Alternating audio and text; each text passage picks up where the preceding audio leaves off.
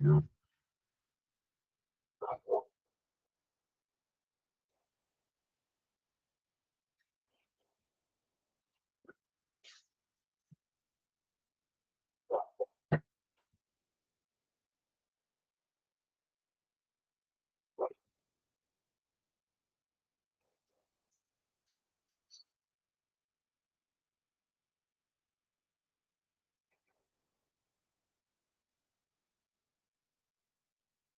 Okay, I think we're about 4 minutes in, so let's go ahead and kick off.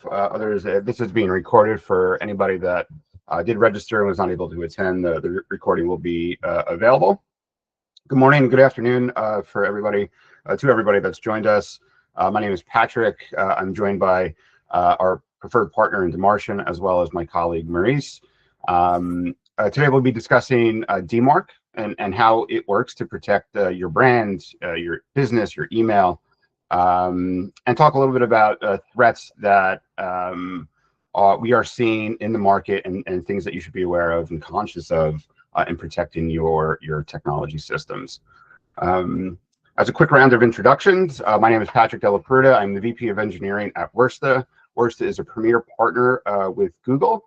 We specialize in Google Cloud and Google Workspace technologies, helping businesses all over the globe not only stand up and work within Workspace and Google Cloud, but to align with key compliance and security considerations within their cloud ecosystems. Also joined by Maurice Manning, Principal Cloud Architect in EMEA, as well as Mattia and Dermot from our preferred partner in DMARC. Dermot, if you'd like to say hi and introduce yourself. Absolutely. Thank you, Patrick. And hello, everyone. And thanks a million for joining us today. I'm Dermot, and I lead the EMEA business unit here at DMARC. We're based in Ireland, and I've been working in email authentication and domain protection for a good number of years now. I'm joined today, as Patrick said, by my colleague, Mattia Baldrini, from our professional services team. And he's going to help later to demystify how SPF, DKIM, and DMARC really work. For anyone new to DMARC, we work with organizations of all sizes to help them protect their domains, improve email deliverability, and get real visibility into who's sending email on your behalf. As Patrick mentioned, this is a joint session with Wursta, and thanks to Patrick, Morris, and Caroline as well for hosting this webinar today. The aim of the webinar really is simple: to keep things practical, share what works, and give you a few clear takeaways that you can apply straight away. So with that, I'll hand it back over to you, Patrick, and Morris, to kick things off. And thanks again. Thank you, Dermot. Just a few logistical items. If you do have a question, you can use the Q&A function of Google Meet. You can find the buttons for that on the lower right-hand corner of your screen. Feel free to post any questions that you may have, and we will address them towards the end of the webinar.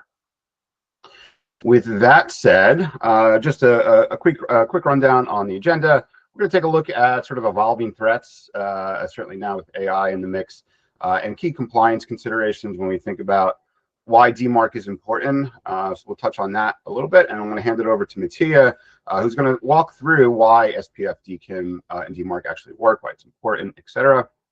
And then we'll wrap up with next steps for your business that you can take on your own, and certainly reach out, to Wursta and DMARC for assistance with those things. So let's jump right in. Why does email need to be protected? A few key stats here. 91% of attacks, phishing attacks, spam attacks, etc., start with email. So this is the most common vector for those attacks to get into your ecosystem. We think about things like virus outbreaks, file encryption, those kind of things, the typical attacks that we've seen over the last several years. Most of those are starting with email, and it's important for your organization to protect itself from these attacks. But DMARC also helps the ecosystem. So by being DMARC compliant, you're also helping your recipients, the colleagues and peers and vendors and partners that you work with, also know that the email that they are receiving from you is protected. So it is a two-way street, and something that is important to contribute into the ecosystems by being DMARC compliant. roughly $2.7 billion lost to compromised email. So the monetary value of what this is costing organizations to react to and sort of recover from upwards of almost $3 billion on an annual basis. And it doesn't take much for that to happen. So for an uneducated end user who may be, dealing with hundreds or thousands of emails on a weekly basis, it is not so hard for that user to inadvertently or mistakenly click on a link that they receive from an email that looks like it's from a preferred vendor or partner or colleague. And it's very easy for them to fall victim to what looks like a legitimate email from those known senders. And this is where DMARC comes in to help protect against. Taking a look at sort of the different variations of phishing and spam that we see across the ecosystem, this is sort of an interesting chart in terms of how the bad actors are sort of attacking organizations and businesses across the globe. Traditionally, bulk phishing, that is what most of us are all familiar with. Bulk phishing is just, the old emails that were spelled incorrectly. It's sort of easy to tell that they were spam emails back in the day. The volume of those is great, as you can see on this chart. The success rate was relatively small, but they take that with a grain of salt, because those success rates are still good in size or large in size and can be impactful to the business. But it is easier to identify sort of traditional bulk phishing than it is today. Spear phishing and whaling, we can see here the success rate of those are higher versus the volume of those. And spear phishing and whaling are targeted attacks against the C-level and VIPs of your organization. It's very easy for bad actors to identify who they should attack in terms of spear phishing and whaling by using social engineering, going to LinkedIn, finding out who the CEO is of a particular company, and then trying to spoof that CEO or VIP by sending out those emails that say, hey, we need to pay an invoice. Please click on this link to pay an invoice or wire money to this individual. Those are the spear phishing and whaling attacks that we have seen over the last several years.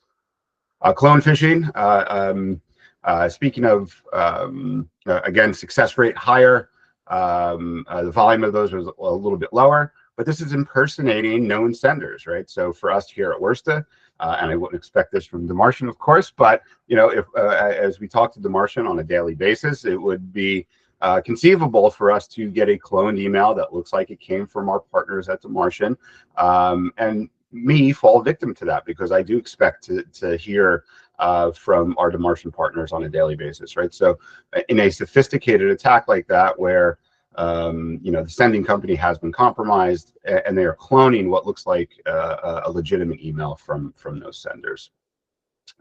So let me just get to my next slide here. And then vendor email compromise. So again, success rate very, very high.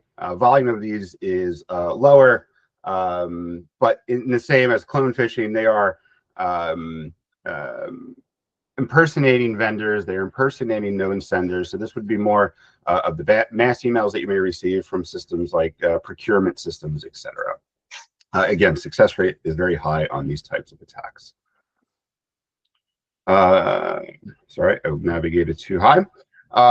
So all of this to say that the importance of protecting your email, not only from the typical attacks that we've seen, but from a compliance perspective, is also required now. So for businesses and organizations that are using Google Workspace, using Microsoft 365, at the beginning of last year, those vendors and service providers started to mandate the need for your email systems to be DMARC compliant.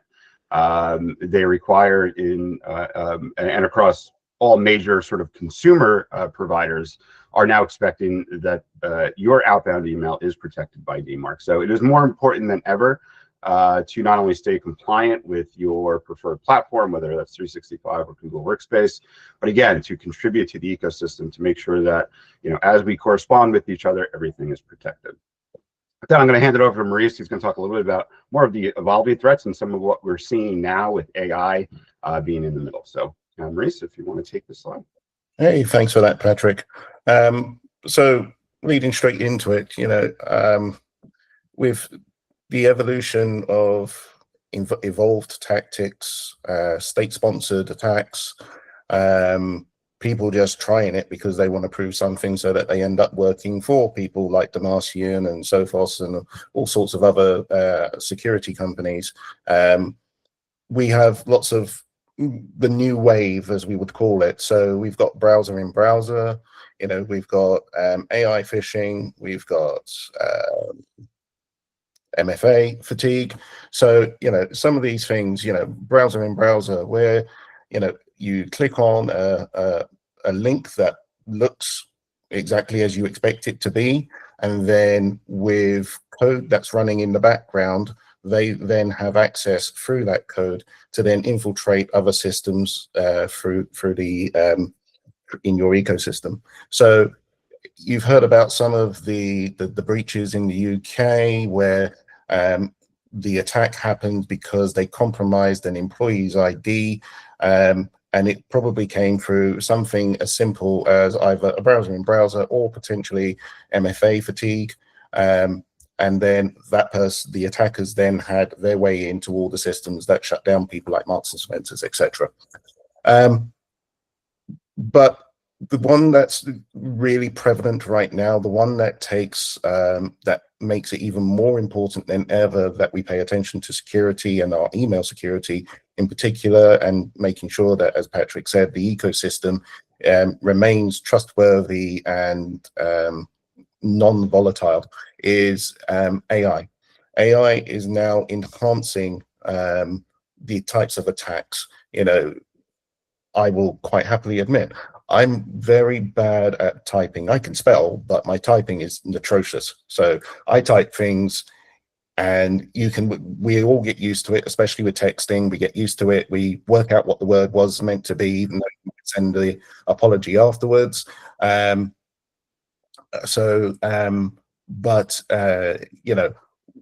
used to that. But now with AI, they are now creating grammatically correct emails, so you're fooled by it. So if I just move on to my next slide. So the latest AI threats, I'm talking about AI, Worm GPT, based off of the ChatGPT model, designed to help with the infiltration of what's called business email compromise. There we go, BEC, lots of acronyms to remember, so that it might be something like, hi, I'm Patrick de la Bruta, I'm stuck out in Guatemala, I need you to forward me $50,000 from the financial account, blah, blah, blah, do this, here's my authorization.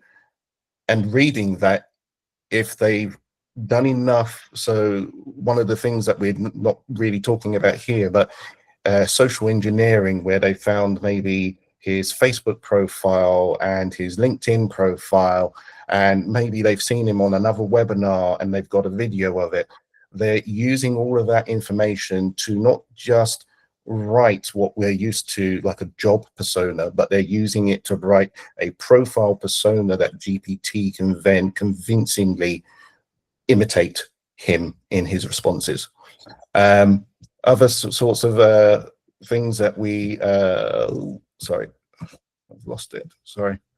Fraud GPT, again, using AI models to create those annoying, for instance, convincing emails, not emails, text messages that turn up on your phone saying, we have noticed suspicious activity, please contact your bank, and then there's a link. Now, a lot of times when these first came out, people would click on it and then they go, actually, that link doesn't look right, and they would immediately shut it down, or they're fooled by it, depending on, whether they're paying attention to what they're doing. Now, with AI, they can, create domains that look exactly the same. Maybe there's an extra dot on the end or something like that. It's registered, you click because you're not paying attention, go through, and again, they've got your information. again, this sort of stuff, the reason why we're talking about this stuff is because it comes through, a lot of it will come through email. And using our partners like DMARC, it does mean that we can intercept this and help keep the environments safer.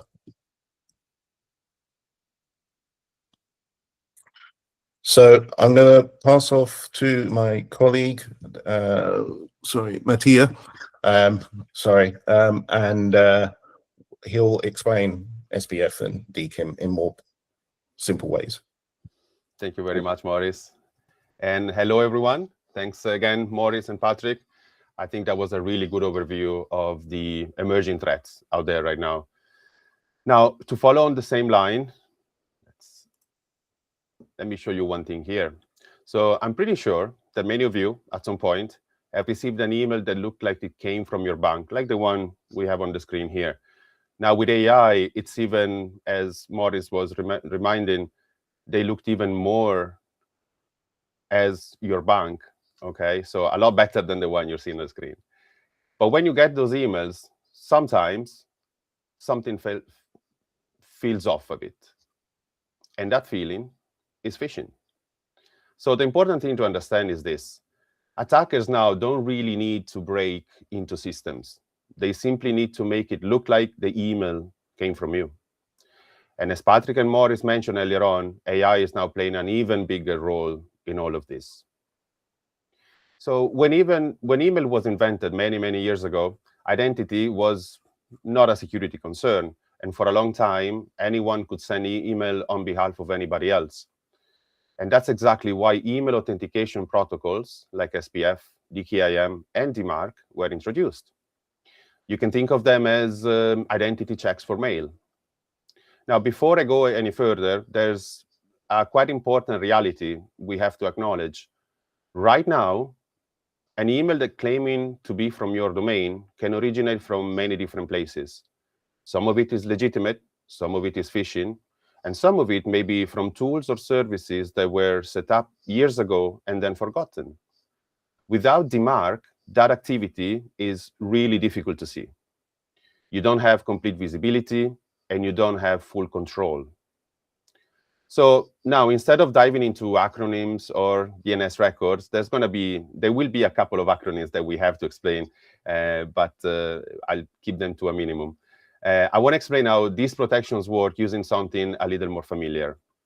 Now, imagine your inbox is a concert venue, and every incoming mail is a fan trying to get inside. So from now on, the concert is going to be our story, and the email will be the translation of it. And we're going to start with SPF. SPF stands for Sender Policy Framework. At a concert, the venue works only with authorized ticket vendors. Think of Ticketmaster, for example, like on the screen. That would be your official box office. If someone shows up with a ticket sold by one of those vendors, the venue will say, okay, this ticket came from a trusted source. In the email world, SPF works the same way. SPF is a list of servers published in DNS that says, these servers are allowed to send email for my domain. So the ticket vendor becomes the sending mail server, and the approved vendor list becomes your SPF record. If the email comes from a server on that list, SPF passes. If it doesn't, thinking about the concert analogy, it's basically like buying a ticket from someone on a street corner. Now, here's an important detail. SPF tells us where the ticket came from, but not whether the ticket itself is genuine. So we'll say at the concert, even if you buy a ticket from an official vendor, the ticket itself still needs to be genuine. That's why tickets have holograms, like the one you see here on the screen. The hologram proves that the ticket hasn't been altered. And in the email world, DKIM is that hologram. DKIM stands for Domain Keys Identified Mail and is a protocol that adds a cryptographic signature to the messages, like a tamper-proof seal. If someone changes the email after it's sent, for example, adds a banner, modifies the subject line, or rewrites the content of the email, then the hologram breaks. So at the concert, you have two separate checks. First, the ticket vendor tells us where the ticket came from. Second, the hologram tells us whether the ticket has been altered. In the email world, it works the same way. SPF tells us who sent the message. DKIM tells us whether the message was changed after it was sent. Two checks, two different strengths. Now we get into DMARC, which stands for Domain-Based Message Authentication, Reporting, and Conformance. And at the concert, DMARC is the bouncer at the door. The bouncer doesn't invent new checks. They simply apply the rules you define. First, they will ask, is this ticket from an authorized vendor? That's your SPF check. Second, is the hologram valid? That would be your DKIM check. And then comes the final and most important check. Does this ticket actually belong to this concert? And does the person named on the ticket match? In the email world, that means, does everything align with the domain in the from address? And that's what we call identity alignment in DMARC. If everything aligns, the bouncer lets you in. Now, let's come to a part here that not many realize sometimes. In a real concert, you probably need both a valid vendor and a perfect hologram to be let in. But the email world is slightly different from a concert. So we'll look at the real scenario here. Say, for example, the hologram is damaged. And that translates into the email may have been sent through a mailing list. Maybe a footer was added. Maybe a subject line was tagged. So the DKIM will fail. But the ticket was sold by an authorized vendor and has your name on it. So SPF passes in that case. And it aligns with the from domain. SPF aligns.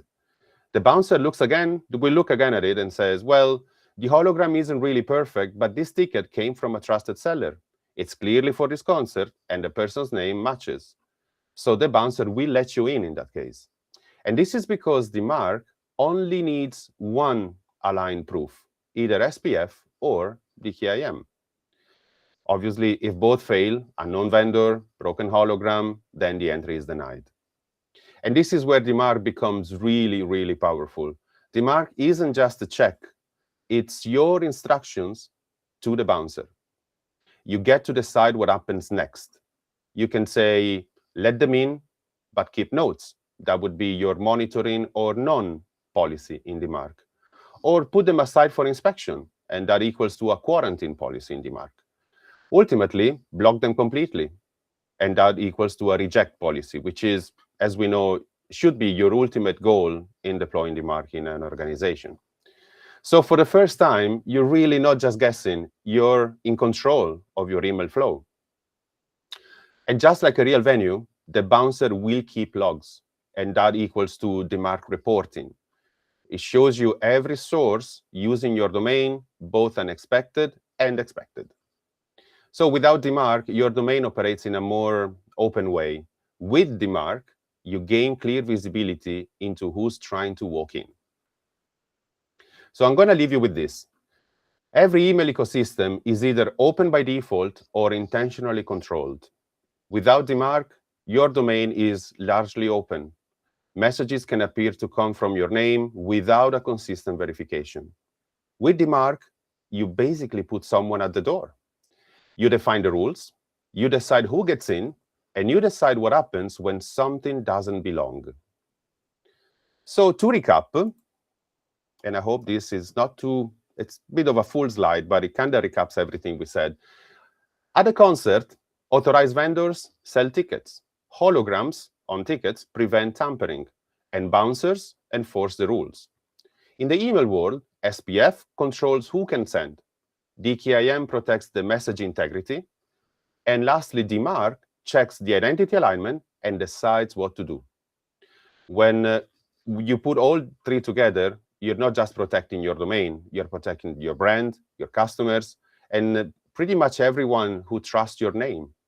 So the end result is that no authorized messages will make it in your concert. And thank you very much. I'm going to hand it over to Patrick again.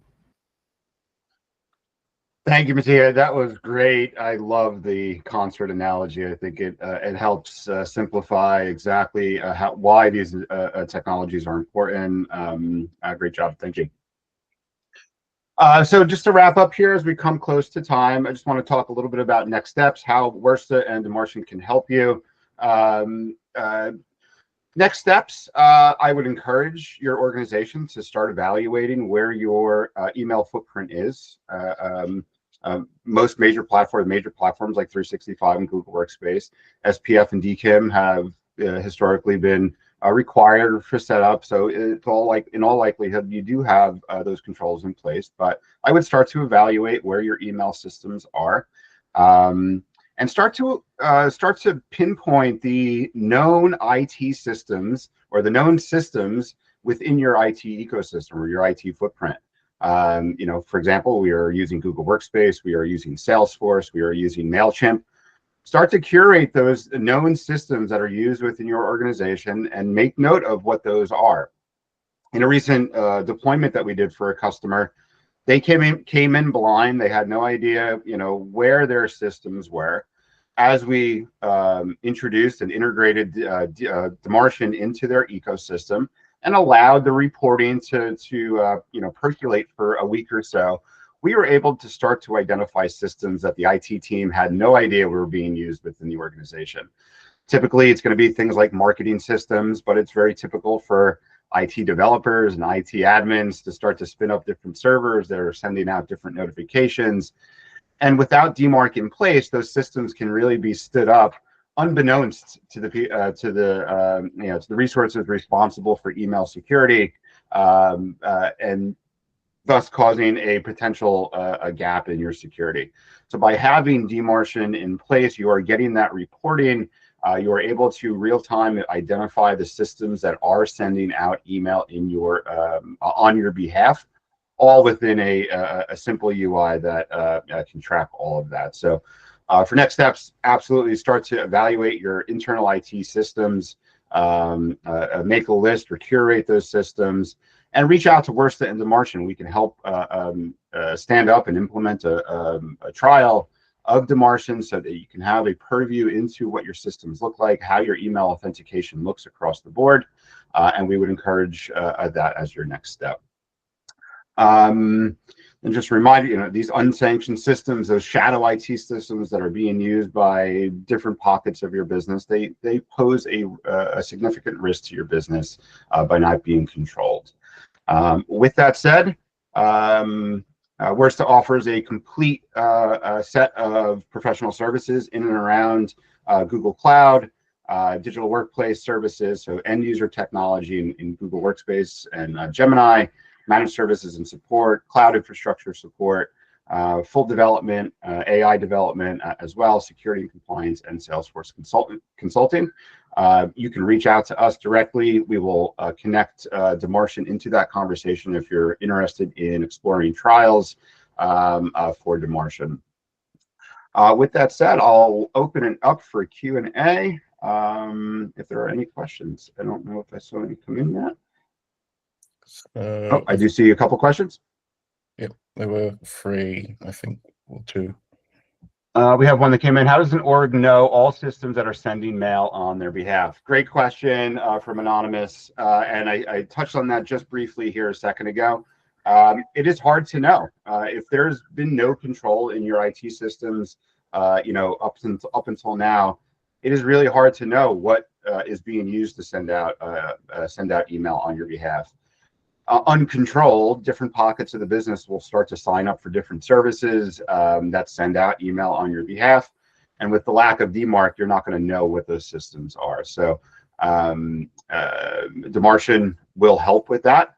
Once we have everything configured and all of that reporting starts to come in, we will start to identify those unknown sources of where email is coming from within your system. And it is likely that we are going to see some unknown and threat systems, right? So these are far, not only are they unknown, but they are potential vectors for attack, right? So DMARC will also identify where illegitimate email is coming from. So not just the legitimate email, and what systems were being used unknown to IT, but where illegitimate email is also coming from. So if you are being spoofed anywhere in the globe, DMARC will help identify where those sources are coming from and help block those. Anything to add to that, Mattia? No, I think you summed it pretty well, Patrick. Just touching upon your comment earlier on about when an organization starts deploying DMARC, it often shows, obviously, every email service that is being used on behalf of the company, whether legitimate or not. And the good thing that I also can talk from experience is that very often you find teams discovering services they were not aware of. It could be service accounts that years ago, as we mentioned earlier on, or it could be shadow IT. It could be teams of developers, going off and creating different accounts. Ultimately, though, a lot of organizations recognize the importance of not only identifying these services, but also understanding how are they spending for their services. So often deploying DMARC can also lead to consolidate services for companies and ultimately help them in business-wise. Well said. Thank you. Another question here. How confident can an organization be that only authorized messages will reach their users? Mattia, you want to take that one? I can definitely, yes. And I would say, in short, DMARC would be the first step, really, implementing DMARC. Because as a protocol and using tools like ours, of course, you can see all of the email services that are being sent. And by deploying your DMARC policy and increasing it from, say, for example, a monitoring stage like none through the stages of quarantine and ultimately reject, when you do all your work by cleaning up and aligning all of your sources, your legitimate sources, you're finally reaching a reject phase where that will be the answer to this question effectively. That will ensure that only the authorized messages that you are sent on your behalf, either from your systems or even partner systems, can reach the intended recipients and nothing else. And nothing about unauthorized messages will ever reach. That is the ultimate protection that a DMARC policy of reject across all of your domains will ensure you have. Well said. Well said. One just came in. What is the impact of DMARC deployment at the organization level? This is a good question. I'll take a first stab at this, and Mattia, I'll let you finish up. The impact is really going to be felt a little bit on the technical team that is implementing DMARC. DMARC is a journey. Mattia referenced this earlier as he was explaining DMARC. It's a staged process, right? So in most situations, we are rolling out DMARC in a phased approach. We are starting with the reporting mode only. So there are 3 levels, as Mattia mentioned. That reporting mode can be a 30 or 60-day sort of evaluation, right? We want to make sure that we are giving it enough time to collect all of the information from those sending systems. And that may take, 30 or 45 days as different systems will start sending out emails on different times, right? So marketing may only be bulk sending email once per month, right? So we want to make sure that we are giving the reporting engine enough time to collect all of that information. Once we've gone through, or once we've collected that information, we're starting to plan to go into that quarantine mode. And that is a ratchet up process, right? So we are going to start, and DMARC BIS is going to change this a little bit, but we are going to start to ratchet up that protection, right? Moving from a 25% quarantine into a 50% quarantine. And each of those steps are going to take a week or 2, or a little bit more, maybe in some cases, as we progress through each step, because we want to make sure that we make those changes. We are then collecting the report to make sure that those steps were successful, that there are no new systems, etc. Ultimately working towards that full reject policy. So it is a stage process. So the impact really is going to be on the IT team, and then ultimately those users who are using those shadow IT systems. No longer will they be able to go out to a SendGrid and just sign up for service and start sending out email on your behalf. Those will be blocked once you are in that full DMARC reject policy. So from a compliance and an IT service desk perspective, you're also going to want to consider what is the onboarding process for a new application within the environment. So once you get to that full reject policy, that will sort of be stopped, and there'll have to be an effective process to align everything internally. Mattia, anything to add on that? Once again, Patrick, you covered it really well, and I think you captured again quite well the implications at the technical level. They're going through stages of quarantine. Obviously, you need IT teams to be on your side, to have the complete authority, say for example, of taking control of your DNS records, because during deployment of DMARC, there will be a lot of DNS records to either change, update. So I think that captures really well the progression you go through and the stages, the steps you go through at the technical level. Yeah, I can simply add to that that obviously the impact of DMARC is both technical and also organizational. And organization, you mentioned already, you establish business processes or you improve on your own processes, such as vendor management. When you onboard a new vendor, you will have to ask the question, is the vendor capable of aligning with DMARC? Because we authorize the use of it. And so in terms of business processes, absolutely. And I would only say that lastly, the visibility you get from DMARC is really important from an organizational level, because you can see from the top down all of the services that are being used. And also another thing that is that when you identify those teams that are responsible for using those services, you then give them not only the authority of, say, for example, aligning that source with DMARC or working together with you as a DMARC project team to work on to align that source, but also you give them accountability. So anything that doesn't belong, doesn't align well, will be also identified very quickly, can be quickly identified by knowing exactly who the, as we call them, account owners for services are. Thank you, Mattia. That was great. And I think that brings us to the end here. I think we went over just a couple of minutes. All right. Thank you, everybody, for hanging out with us and talking DMARC, and email and just sort of technology in general. I want to thank our partner, The Martian. Mattia, Dermot, thank you for joining today. Thank you for being such a great partner to us and doing good in the world as you do across the globe. Maurice, thank you for joining and providing your expertise. Again, you can reach out to Wursta or DeMartian directly if you are interested in DeMartian services. If you are a Google Cloud customer, Google Workspace customer, and you're looking for assistance in the platform or are looking to adopt the platform, you can certainly reach out to Wursta. Thank you all again for the time today, and we'll talk again soon. Thank you. Thank you. Thanks.